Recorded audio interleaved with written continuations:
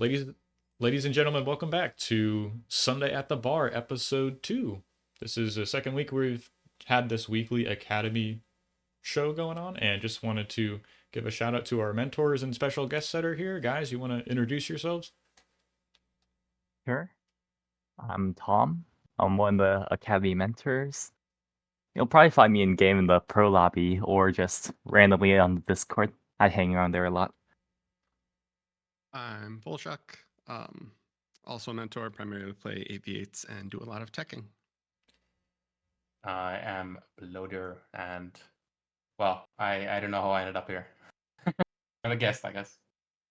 Yeah, definitely a guest. And we have a couple other people on the call, specifically Razor, Pro Razor, you're here, aren't you? I am, yeah. So I'm a newer player. I just started playing last week, and I've submitted a replay, and I think we're gonna have a quick look at it. So, Yeah. So we have a couple other people here, but I just wanted to shout out. This is a live show. It's recorded now. If you're watching it on YouTube, this is happening every Sunday, kind of morning-ish, depending on where you're at. But yeah, we have we kind of got lucky here. We had an open Academy ticket, and Razor was kind enough to be around and join us for this. Yeah, so if you're interested in that, submit a ticket, get involved in the Bar Academy. It's on the Bar Discord. And if you're a new player here, like that's what we're here for. We got mentors in the game who are more than willing to help you out. You can submit replays and just we'll go over take it from there. So yeah, thanks guys, Volshok and Tom for being mentors in the program, and thanks Shaman for or excuse me Razor for submitting the replay. And just I want to say, Blodir definitely is a guest I'd call him. For those of you who don't know Blodir, he just started playing the game. He comes from FAF. I'd probably call him like a pro level player. So he's 50 plus true skill or OS and 1v1s, and he was kind enough to join us to kind of go over this replay. So I don't want to get too much into the nitty gritty thing. Shaman, or excuse me, Razor, you haven't been playing that long. So like, what RTS games have you played in the past before we get it too far into this? so I played Total Annihilation, but that was a long time ago. So I've been away about like 23 years, and I got back to RTS like literally last week. So yeah, a lot of catching up to do. I'm curious to know. Do you know the other pro players? Like, did they invite you to that or? Yes, so I joined the clan like 20 odd years ago, back on Total Annihilation and GameSpy. So Yeah, I probably technically been in the clan that longer than almost everyone, I dude, think. So, that's wild to hear. That's pretty cool. That's so sick. That's been going for that so long. Okay, so that's good. So you're really new to bar, so I'm sure there's so many. The game is complex. There's so many things to go over. And feel free to chime in, guys. Like Blodir, Volshok, Tom. Yeah. Feel free to chime in here. But I just want to maybe pause here and talk. Wait, hold up. I actually have a question here, like already. Okay. I'm wondering about this placement of the PD, like in this cross shape. Does this work? I found it works for protecting both metal extractors, because I think a lot of the time you get like line of sight issues where if you've built the solars in between them or whatever, the laser turret won't shoot them. So this way it's got a clear line of sight over both metal extractors, and then I just park an incisor or something towards the north to cover the solars, because the solars are a lot tankier. I mean, I guess the other option, like the more vanilla thing, would be to build them on the side of the turret where it's looking at. Because like if you build the solars there, then the turret will like immediately shoot in that direction before they can go under the solars. But if you build the solars behind the turret, I feel like the turret will like take so long to turn that you can sneak behind the solar. Yeah, there is like a turning speed, and if you attack any LT with 2 scouts, you can get in on either side. You just have to do it like simultaneously. And you just Can you actually change the speed of the turret? I mean, not speed, but the orientation. You can, if you attack ground, like say you could rotate the turret head 90 degrees and be like facing this way if you just attack ground and stop. So right, but like in the building, like when you're building, like you can change the orientation. You can rotate it. Yeah. Yeah. I didn't know. Does it always spawn bottom though? I actually don't know because you can rotate it. I don't know when you build it though if it does. I could look really quick. It's very useful for dragon's claws and stuff because they have a long rotation time. It lets you instantly pop up and ambush things. Okay. So You can it's- rotate it the same way you would rotate a lab. Pretty sure. That's an interesting point about the Dragon's Claw is more important to orientate in the correct direction. So I don't build too many of those. So that's good. Yeah, I didn't know that about Dragon's Claw either. I thought it was just like, you know, unidirectional. So maybe back to a couple seconds. I wish I could back up the replay, but Razor, I just want to comment here. Like, yeah, this is like acute in some ways, but there's, I want to say, a much more optimal way to open on this map that kind of transcends the value from you get from making sure your LLT protects the mexes in an optimal manner, which like you could go like even this like building placement. I say, let me clear the board and I'll draw on here maybe what I'm thinking about. So like you go mex, of course. You can still do the LLT style, but I would just build the solar here, build the LLT here, right? And I guess the rub is like you start here with your commander, and you're just abusing this build range, right? You just want to get as far away from those buildings as you can with your commander. That way, when you walk to this, it's like much faster, and then you just go mex, solar, vehicle plant here. And it's like the whole thing is quicker. Like you get the mining quicker from the mechs, and your vehicle labs up faster because we didn't make maybe it's not as fast, but it definitely cuts down on the walking time and the build turning time. Does that make sense? As long as part Yeah. of the building touches the build range, you can build it. It's a recent change, but it's very useful for these openers. Yeah, so like that, the green circle is the build radius of the commander, and like you can really abuse it, I guess, as far as making sure you're cutting down on like rotating with your commander's build power or just walking with your commander's build power. So if you're starting the game and new to bar, I would say reducing that is a big thing. Like newer players maybe don't quite understand or aren't aware of. Yeah, I would say that it's not huge, but it's completely free. Like you have all the time in the universe to think about it at the start of the game. So might as Right. well.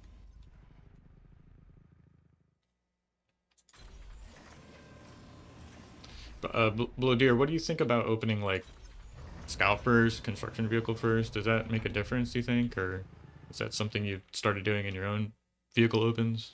One thing I like about going scout first is that there's like a little bit of roll-off time even for scouts. So like you can oftentimes get the first scout done with just the build power at the factory without the ACU assist. I mean the commander assist. ACU is a Right. term. But yeah. So like oftentimes I would go like one scout before the engineer, and then like my AC switches. I mean my combo switches to the assist the factory after the scout has completed. So that's like a minor thing. Like I think that can work. I mean it's nice to have the scout early, but it's like it's not that impactful. I mean it's fine to do it either way. I would say you can like especially when you're going with LLT, like you don't really need units early. You can like const first is Yeah, right. really fine. That's maybe a more theory perspective. Like you went LLT first, so it's safe in a ways. So you can go construction vehicle first, and maybe feel a little more defended. You could have like you could say like, oh well, maybe I should move my commander or like build a vehicle plant in a different spot so things are more protected. Like say if you had made your vehicle plant here, and like your commander's on the left side of your base, so it's like your commander's protecting more of the left side of your base, the LLT is protecting the right, as opposed to what's happening now. It's like all of the all of like the DPS and attacking is happening on the maybe back side of your factory, but that's super minor, of course, kind of nitty gritty. Back to the point about like roll-off times for scouts, something that is definitely important, I'd say, is as soon as your factory finishes, I would just go into another like solar or wind turbine on wind maps, because like you can have like both of those almost like 50% done by the time a unit even starts making on the factory. Yeah, so that's true only for core labs. ARM has Oh, they start faster. I didn't know that. yeah, they start faster Yeah. for some reason. The ARM labs have like no spin up time. It's absurd compared to core. Well, just the price we pay for playing the better faction, I guess. So Yeah.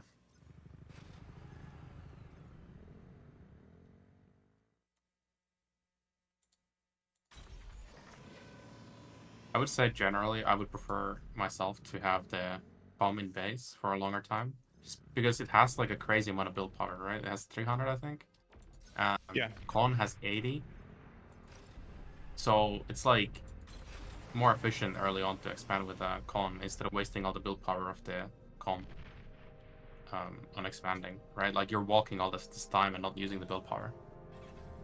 That's So a I would definitely expand first with the engineer and use the com to just build stuff at base. You know, you can build really fast solars as well and stuff when you need them. Right now, you're floating, and you can't really spend like you don't have enough energy, so you'd have to make a solar here anyways.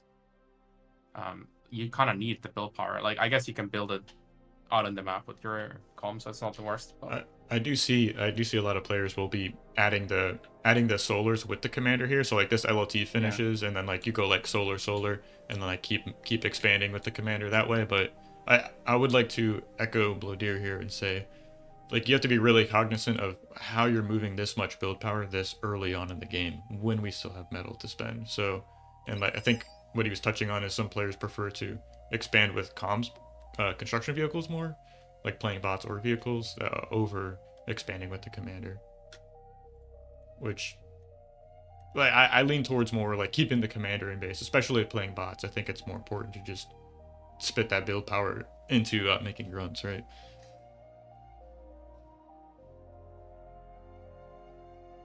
Another thing I see here is that we're building like lots of tanks really early, which is like a thing. Like you could go for it, I guess. But in general, if you you probably want to put the pressure on the opponent to keep them honest. Like right now, you can see that your opponent, like if you look at his base, he doesn't have an LLT there. He has only 2 scouts in there.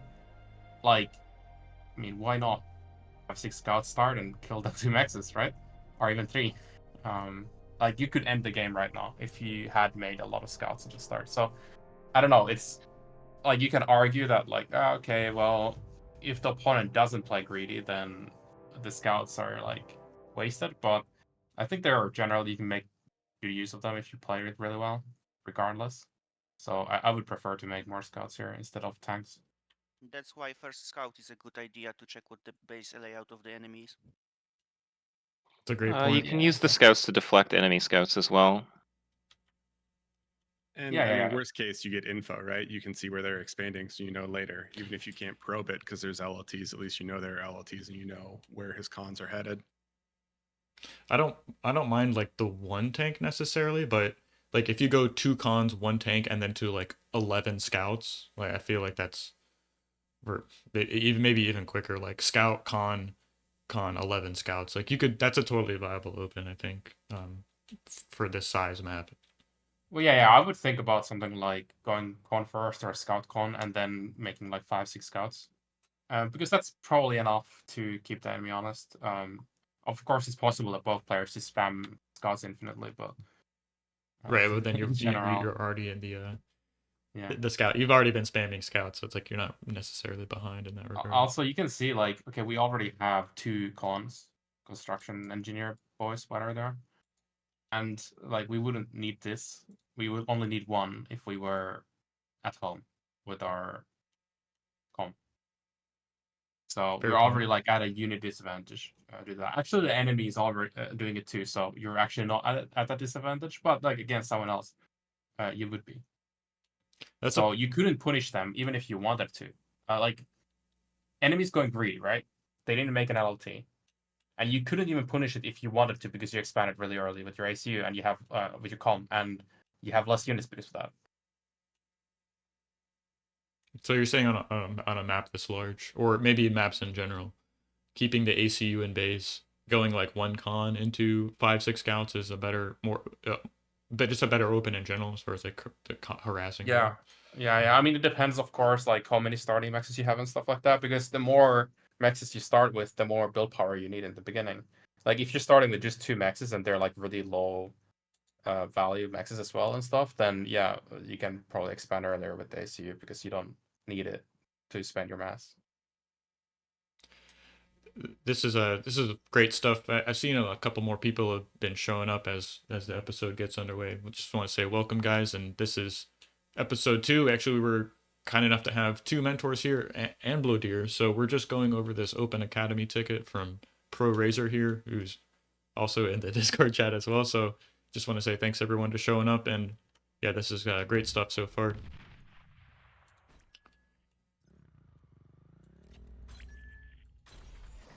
I think just like the big takeaway, Razor, if you're new to the game, I would really recommend going and just downloading some high level player matches. I'm sure there's some guys in the pro clan like Andy, of course, or like Daywalker.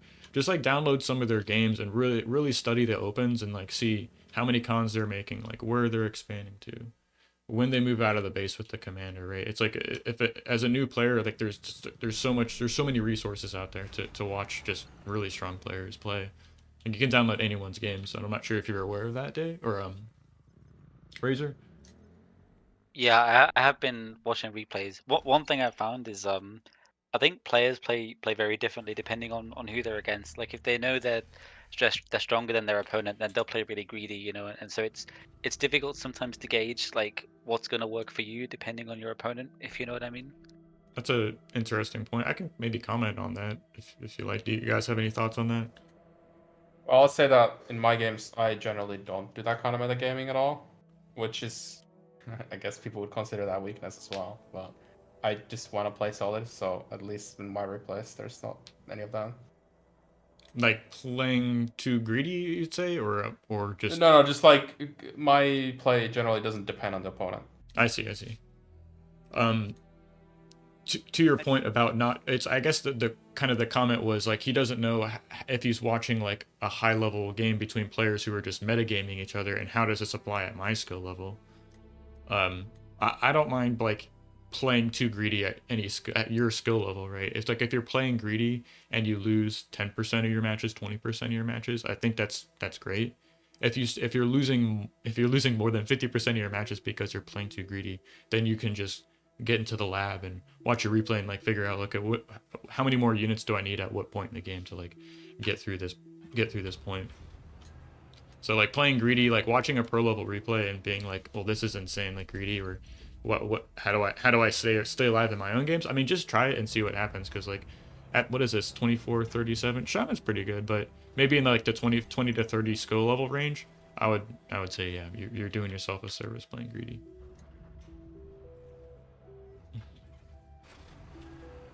Yeah, I mean, certainly you want to find your limits, and that's the best way to do that is by playing and trying things out. Yeah. Have you played many matches on this map, Blodir? Yeah, I mean, I think when I started, like a month ago or something, I played a bunch of here. After that, not that many games. I guess in the 2v2 tourney thing, like, a lot of people were practicing this in 2v2. Yeah. So I ended up playing it as well, because that was the only 2v2 games I could get, so I took what I could. Yeah. Gonna maybe follow up with that in a minute, but Razor, something I'm seeing here is the lack of scaling E. I think that's a big thing. You can kind of set it and forget it in some ways, especially on this map. It's a little easier, but like your third or fourth con, you can just make like 30 solar collectors back here, something like that. Just draw lines of solar collectors, and as the game progresses, you'll be at least scaling your E with 80 build power. Little and trying to fix it, because I'm noticing here, of course, like we're stalling on E enough to lose efficiency on our metal extractors, which is huge problem. I think that's like really good to do eventually, right? Like once you're expanding with lots of engineers. I think at this point you could just use your comp to build solars, which you have done as well, right? Yeah. So like reactively build it. So I mean, I think it's still at this point it's still fine, but yeah, soon enough should start that spam. Yeah, it's a big thing on this map for sure. Here's a question for myself. Like, since we have good 1v1ers here, like, how many forward solars with a comm is too much? Well, as long as they're safe, I don't see an issue building them, right? Yeah. I would just build them I basically build them reactively anywhere. So My solars have a lot of HP, so I'm not too afraid. Like if I was in this exact position here, I would just grab my commander and like insert a solar into the build queue here. Like just make like, I mean, we have 300 metal in the bank. We could go like solar, solar, solar here, and then like cap the mexes. But using the build power of the commander, it really, in this like early game, early mid game, it's like it's really crucial to kind of get this down, not be floating metal, and like scaling E build power and expanding your metal income kind of simultaneously is just, you just got kind of have to juggle it. I want to say that One- these exploiters are pretty overly safe. Like, if you want to make LLT, you can make one LLT between these two mexes. Just have regular mexes there, and it's like way cheaper. Also consider that the main reason you want to have LLT in the back of your base, if you do, which you might not always want to do, but if you do want to have that, that's generally because the enemy can have scouts. And I mean, it doesn't matter if it's an exploiter or LLT. Like, scouts die anyways. But yeah, like the main issue with not building LLT is that if the enemy's vehicles or arm bots or whatever, they can kill your mexes for like 30 mass or something in scouts invested. And so that's why you need LLT at the back of your base in a lot of games. But in this case, I mean, again, one LLT would do the same job as two exploiters against the scouts. Yeah, and if we do the math, like what is that, 50% less metal, and that's also going to kind of cascade into getting your expansions up faster. So if we're going like exploiters and LLTs, is just going to let you, cap these mexes faster, and you can just put the extra build power into making your own scouts and incisors to defend yourself. One thing I do want to point out, and this was brought up a bit earlier, was look at the positions of the comms. Like, your comm expanded northwards, while your opponent's comm went towards the center where most of the fighting is going to be happening.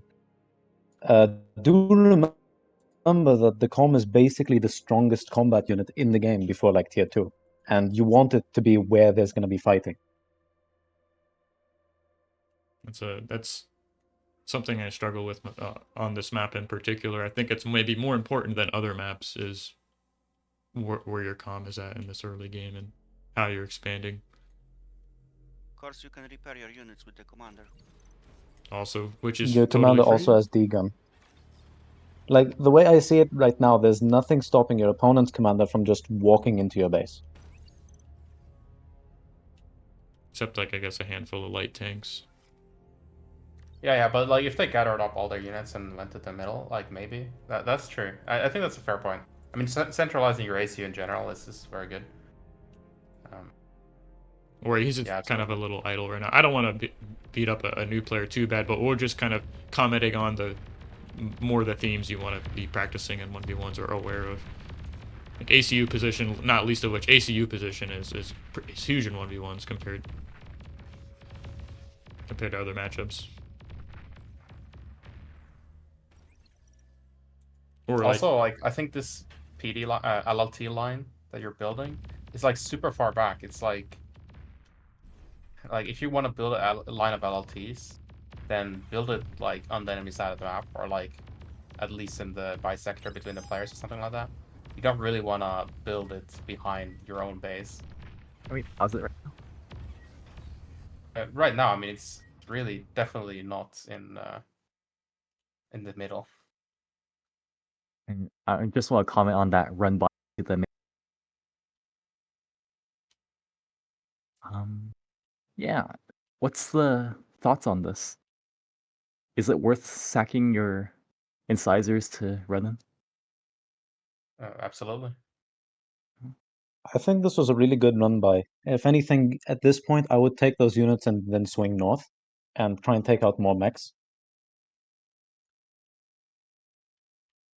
Well, you're like he's in the middle like this. Gotta probably kill all those solars, to be honest, because it's hard to shoot at those incisors that are in the middle of the solars. So I think this is actually this really great position. Yeah, it's a great trade. What, 3 mexes and like 7 or 8 solars for a handful of incisors. I guess maybe the follow up would be like, well, how do you defend like the counter punch, right? Or it's like you've sacked your army. It's like, no, now we don't have.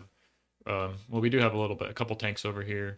You have another run by. Actually, I really like this three incisor run by over here. This is great to see.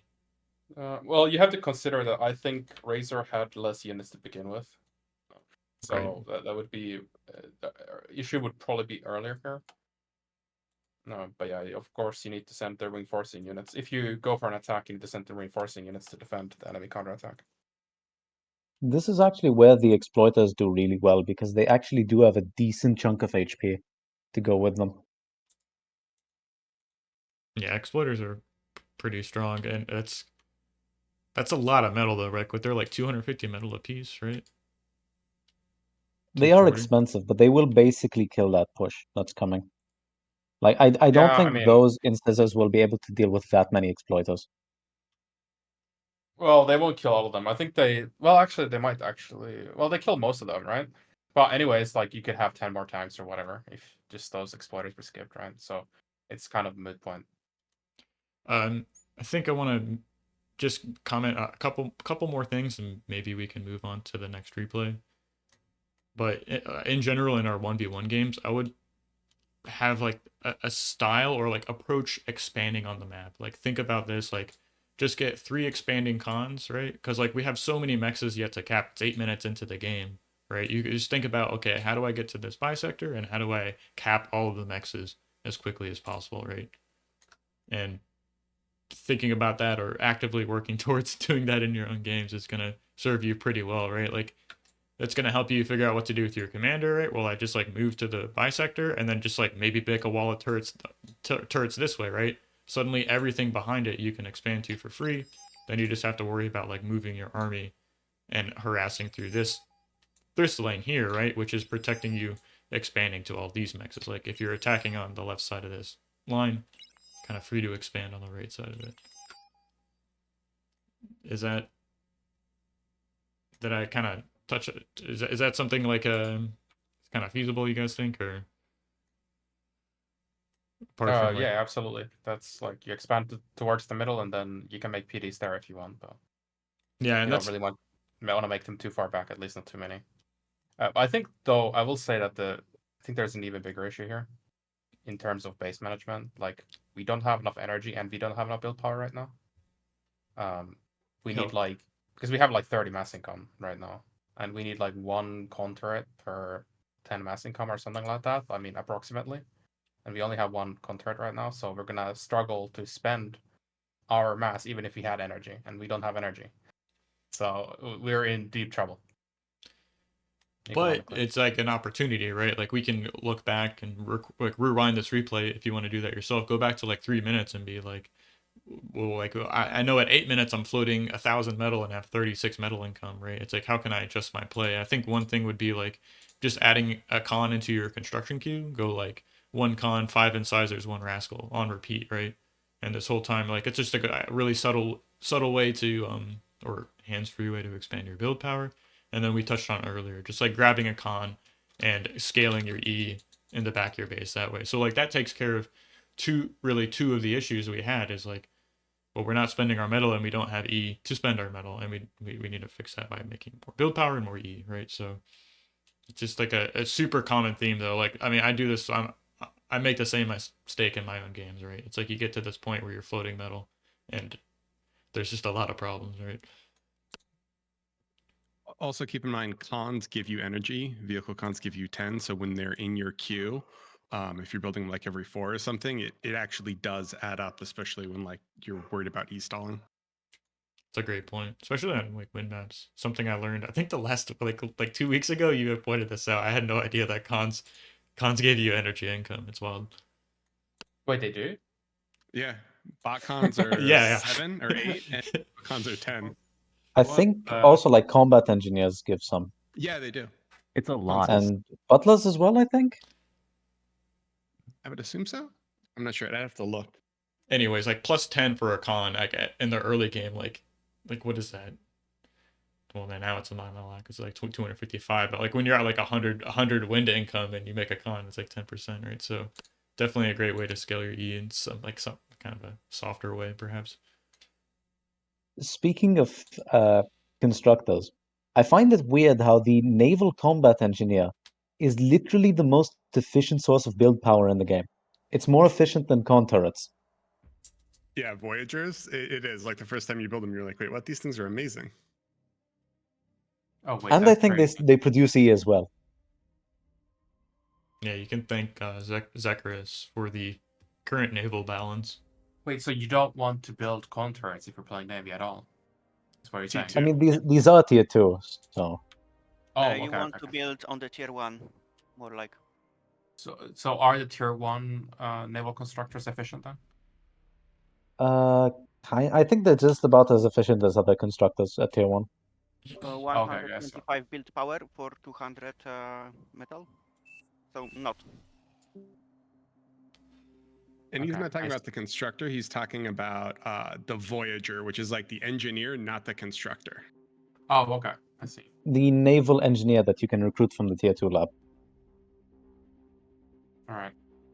So, Blodir, would you take a second to just comment on how you approach this map, or like what are your thoughts on this map?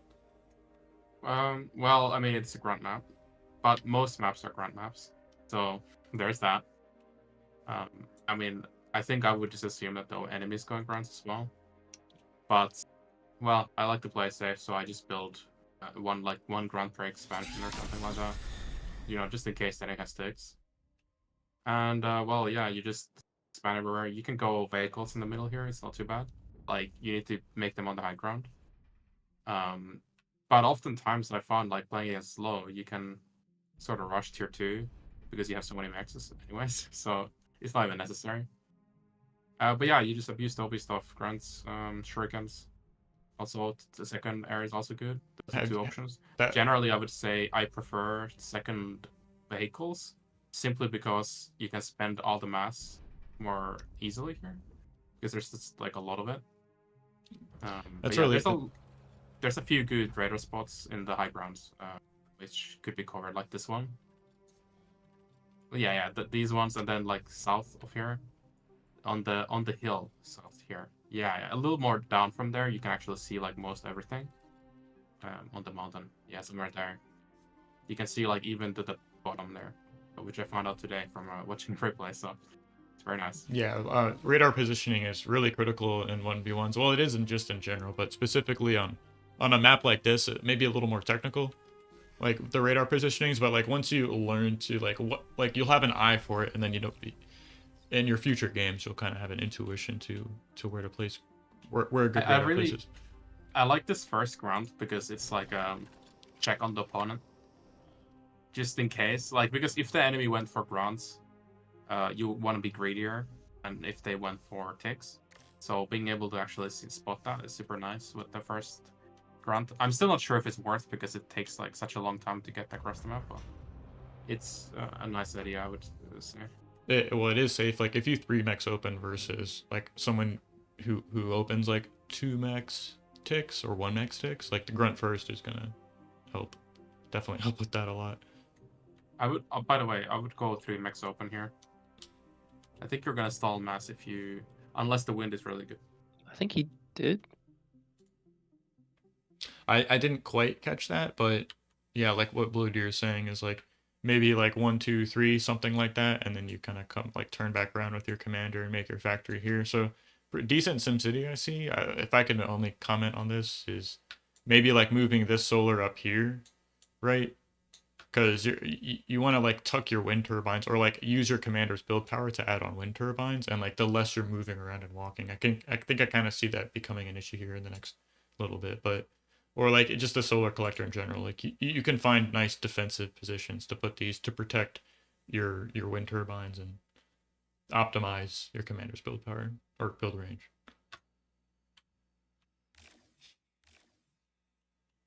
Speaking of like optimizing things, I like, oh, you're making it. Okay, so I was gonna say I didn't see you making a radar here, but if you immediately come out with your first con and just put a radar on this hill, like this is just fantastic positioning here. You can see so much of raids coming in from like this side, like through the middle, or even like kind of creeping in to start harassing some of your early cons trying to come down here and grab these mexes. I'll say that I prefer making the radar later after making a few mexes, so I like to do it with the second engineer. That's interesting. Because usually I stall otherwise. Like you're not stalling mass simply because you don't have enough energy, because you're stalling energy. But if you had enough energy to spend your mass, then you would be already stalling. So to comment on that, I was just gonna say specifically on this map, there's actually 90 metal sitting right here next. So like if you go like double con and expand to like these two mexes and these two mexes, you'll like barely start stalling. So you can just come down here and scoop this 90 metal up with your commander, and like just it works out really nice. So No, that'd be good. Yeah. Yeah, I was gonna say that I wouldn't worry too much about when you put down the radar. Radars are really cheap. Come on. If you stall, it's bad. Come on. They're have a stupidly Maddie cheap. that I'd like some questioning on, because I too am new at this, trying to better. But it's a team match, and it's kind of like the first time I actually properly won. I won, but I don't know what I did correct, which made me win. Frustrating, because I was just spamming crap. JMS, thanks for asking that. I would say I'd encourage you to go into the Bar Academy.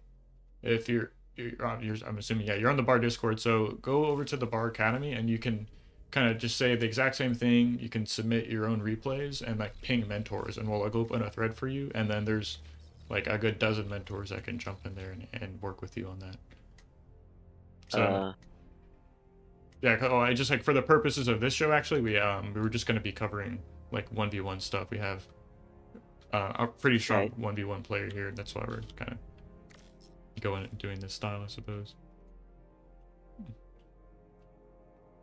But back to the point about like radars and all that, and it's like it's easy to get into the minutia of like, oh, you can be so technical in this game and like analyzing things, but like for newer players, like painting these large brushstrokes about like, okay, making radars in general to defend yourself versus raids is like kind of spelling it out in some regards. Like I'd maybe let's focus on like if for Razor here, let's focus on some of the super nitpicky things and just point out the larger brushstrokes.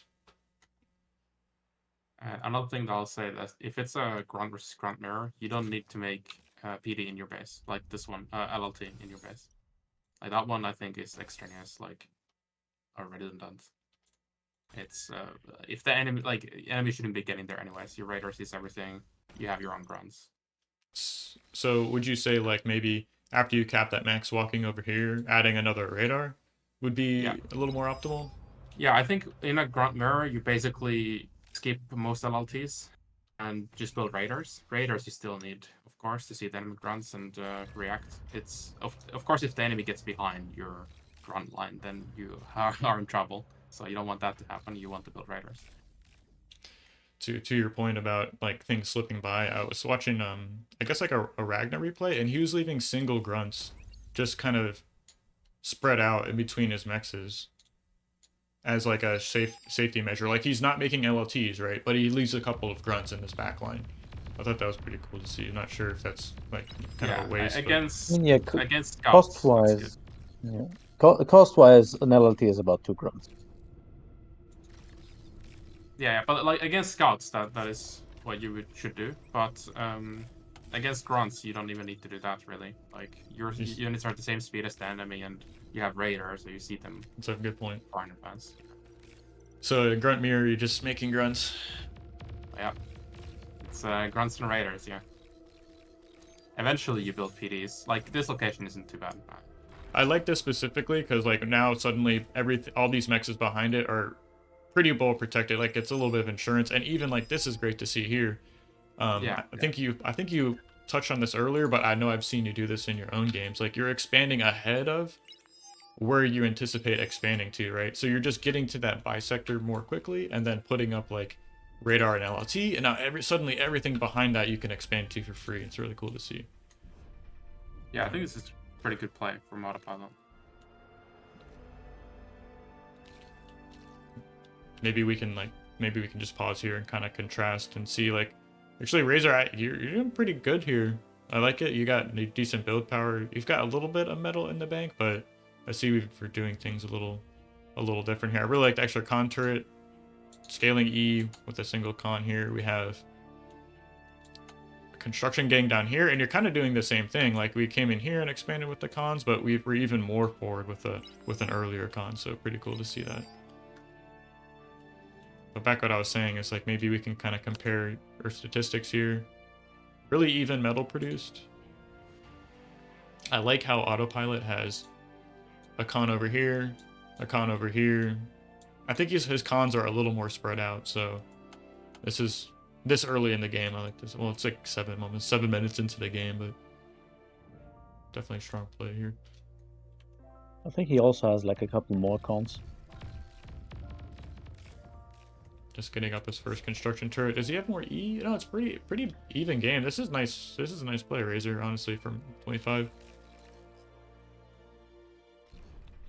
Like at this point, I would have thought about just moving a con forward, just to try and get radar vision on the middle. Trying to know where the enemy is. Yeah. Yeah, for sure. Like maybe this con here, you could have started a radar. I mean, it depends on who you ask, like when to make that radar, right? But like at least capping these 2 mexes, like maybe make the radar LLT and then come back here, like grab those mexes, something like that. But I'm sure you ask different players, will have different answers for that. If you make the radar on the mountain, like the south side of the mountain, you are able to cover basically the entire area without making a radar. So you don't really need a radar down there until later. Yeah, see, it's really good.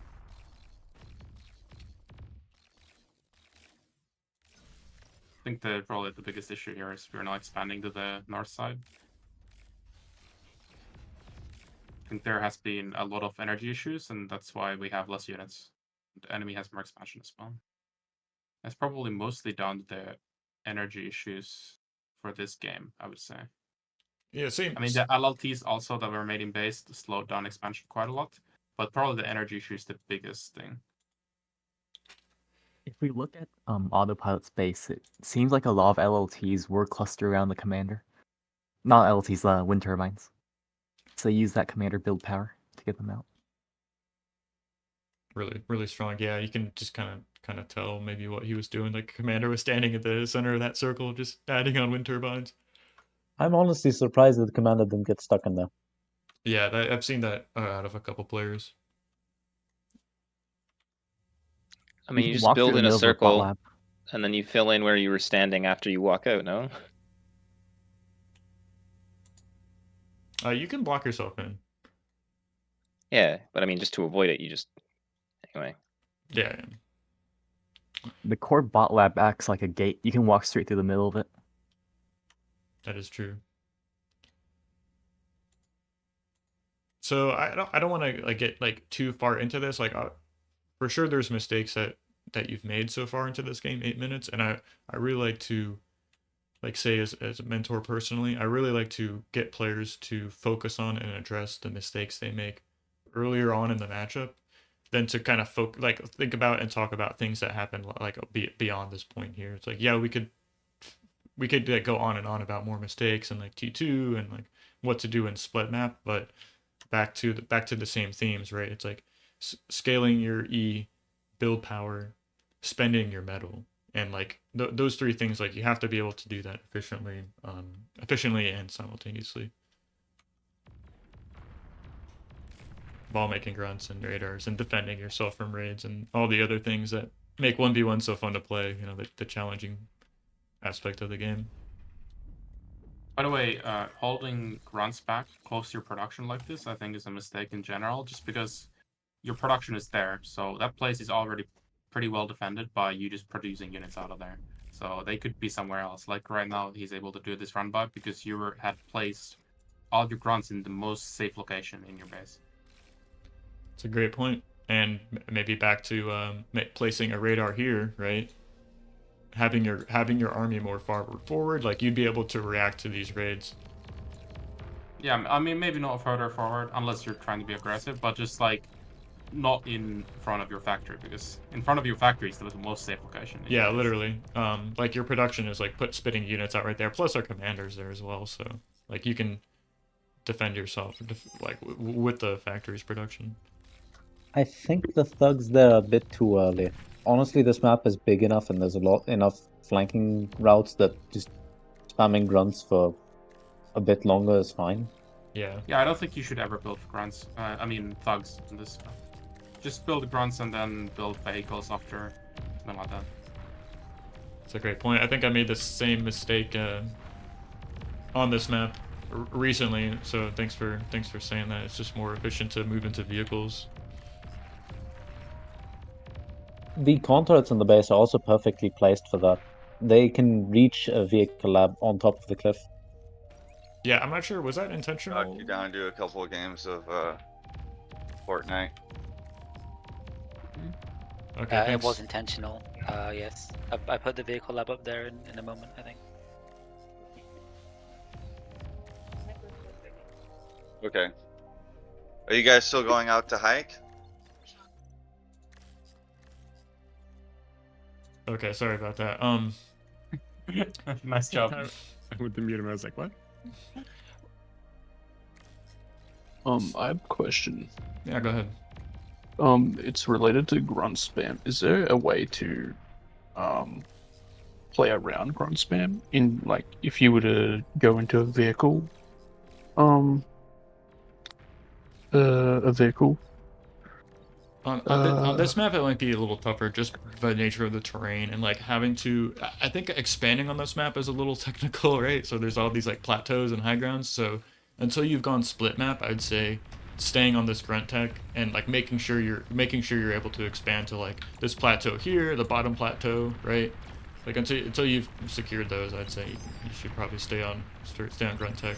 Yeah, stay on grunts, incisors, and shurikens until you have pretty much all of the map covered in expansions.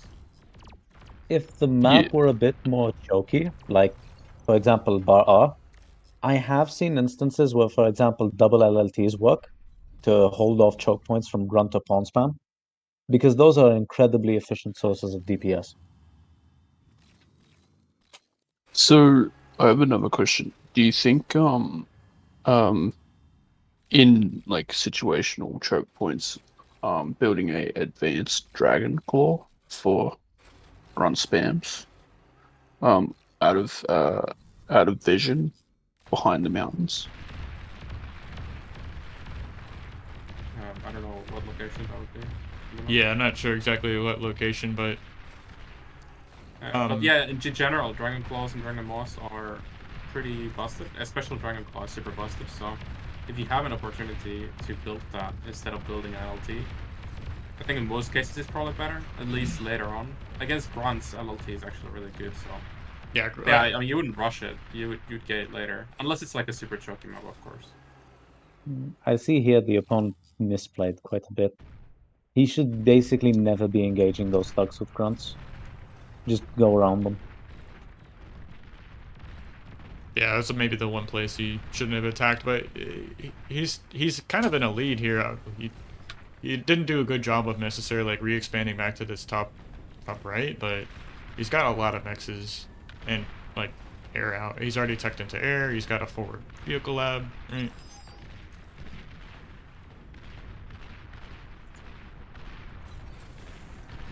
So, Blodir, earlier you kind of touched on you thought it's better to go second vehicles over second air. Do you have an idea? I know it's really contextual or map specific, but like what is your queue or when are you starting to think about making switching into air? So I'm thinking like on this map, I would go vehicles first, and purely that's because there's so much mass, and it's really hard to spend it on grunts a lot. And yeah, like we talked about, you don't really want to make thugs, which it's easier to spend your mass on. So I would just, that's the only reason I would go vehicles first. In general, I would say that air is like giga busted. Like shurikens are incredibly overpowered, right? Like if you can get that, that would be better. Like on cold plays, I pretty much always go second air, just because there's like 25 wind there, so you can get that really easily. But yeah, like I would go for the vehicle lab like after like 2 conturts already or something. As long as you can, like, of course you don't want to be too greedy with it. If the enemy builds only grunts and you have your, you know, factor idle for a while because your conturts are all assisting your vehicle factor or something like that, then you have less units and you might die. So you don't want to get too greedy with it. But in general, that's about the point. I would make that, and then that's kind of hard to take, to be honest. I mean, you of course want to get something out of the vehicle factor before you go for the air factoring. But it's pretty tough to call, because in a lot of situations, like if it's super passive game, a lot of the times you can get away with just like, oh, both players just got their expansions with turrets up in there. Like against low, I've had games like this, and then like you honestly don't even have to make a vehicle factory. So yeah, it's very situational, I would say. Like the third factory timing, especially. I mean, like that's so far along. Like it's very situational. For sure. Something I've been messing around with my own games and going second here, but kind of after talking with you today, I realize now it's like, yeah, it's so much easier to spend all that metal on a better quality unit over the thug. It's like, because like, the get out of jail free card is of course making the thug and spending that metal, but like just getting up a second vehicle plant and at least moving into like Incisor Scout is Yeah, gonna... I would just go for Incisors then. And Scouts are actually, I think that might be a good move. I haven't really done it. But making Scouts out of that vehicle factory, like even you're going second vehicles and making like a bunch of Scouts, would actually be a really good play because enemy, in a ground versus ground, I wouldn't build very many PDs, LLTs, you know, in my base. I wouldn't build any, really. So maybe the opponent doesn't either. You know, it depends on the player. But like if they don't have any LLTs in their base, then the Scouts can like get a run by and kill a lot of stuff. So that's actually a good point, I would say. Yeah, I mean, there's so much room for experimentation or practicing, improving, right? So it's just good to be able to talk with you or talk with everyone here. It's really cool to see you. I mean, we all share the love of RTSs and bar in general. So just want to say thanks to everyone who's been showing up, and hopefully we can do more of these Sunday at the bar episodes. Kind of keep this going. This is pretty close to an hour. Do you all have any kind of final thoughts or questions? Maybe we can wrap it up here. I know I wanted to kind of look at one of my own games, but feel like this is a pretty decent spot to end it at. I mean, I just want to bring up again the comp positioning, because I think this game could have gone very differently if the com was a bit further forward and not in the base. Like, the com's laser has no damage, no multiplier to damage against air. It can deal with those shurikens pretty easily. So that denies the opponent kind of just stunning your entire army. D-gun also denies your opponent just pushing into it, trying to get the easy flank with like medium tanks or something. That's a great point. I didn't realize how effective you're saying the com is effective against dealing with paralyzer drones. Yeah, it takes very few shots to kill one. I'm gonna be honest. It's a big open map. The shurikens are just gonna go somewhere where your com isn't. That's a fair point. Maybe you're like, okay, I'm pushing with like tanks and thugs and stuff, and I'm right here, and he can get a huge surround and dive on it with paralyzer drones. Like maybe you might stop that one very situational niche thing, but I mean, the way I think about it is, if your com is with your army, then the shurikens can't stun your army. Yes, they can go around it, but if you're forcing a fight, they cannot help anymore. Unless they've got this many of them, I guess. Yeah, right. Yeah, they'll get their shots off before they're all dealt with for sure. Before we close it out, Volshok, do you just want to like speak to the Bar Academy and how players can kind of get involved in this if they're so inclined? Yeah, sure. So there's the Bar Academy channel. So if you guys want just to have basic questions, feel free to post anything in there. Myself or another mentor will answer them. If you want us to look at your replays, if you want to submit something special, just start a new thread and then ping mentors by typing at and then mentor. It'll ping all mentors, and then one of us will look at your replay, give you feedback. Sometimes we do videos. Sometimes we'll just put you in Discord and talk to you. We might do text reviews. But that's it. Don't be embarrassed to ask questions. We all started somewhere. So yeah. Thank you for that. Yeah, Blodir, just want to say another thanks to you for showing up and taking your time and going over some of these great points. I actually learned a lot myself, so really thanks for coming on. Yeah, no problem, dude. Cool. Well, it's great that you're organizing this stuff. So yeah, it's really nice to see.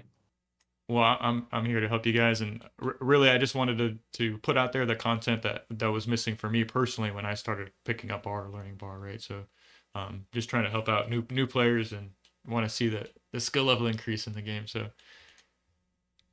we'll all get there. So yeah, thanks again, everyone, for showing up. Thanks for watching, and if you're so inclined, join us again next week. We'll be here again.